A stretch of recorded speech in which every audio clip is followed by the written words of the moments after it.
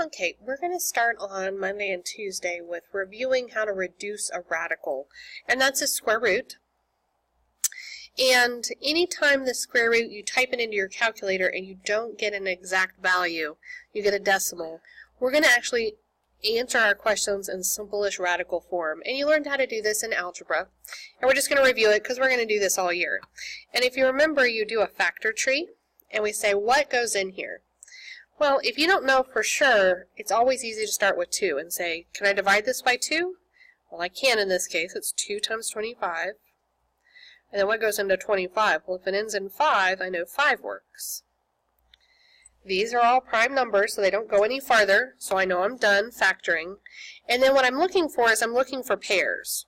So here's a pair of 5s. And I always tell people the circle is like an O for outside, so that goes outside. The 5 goes outside because it's in the circle, and what's left goes inside. And that's it. All right, let's try it again. So here we have 2 times 80. I also have 2 times 40, 2 times 20, 2 times 10, 2 times 5. Circle the pairs. So here I have 2 times 2 on the outside, and I have on the inside 2 times 5.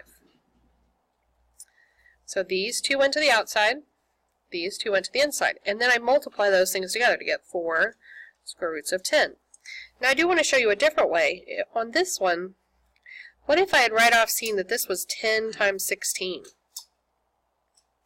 Well, I know 16 is 4 and 4. And 10 is 2 and 5, so it won't reduce anymore.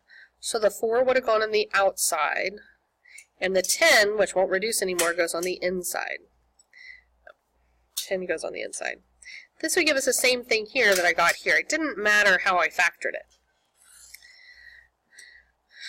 Okay, this one is 2 times 17. Will either one of those factor more?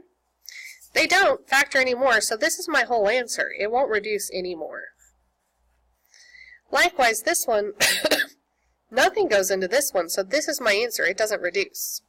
And finally, this last one, if you recognize a square root of 100, that's just 10. But I could also do it this way and see that this is 10 times 10. And if I circle my pairs, that would go on the outside here. And I would have nothing but a 1 left on the inside. But square root of 1 is just 1. So that's why the answer is just 10 on that one.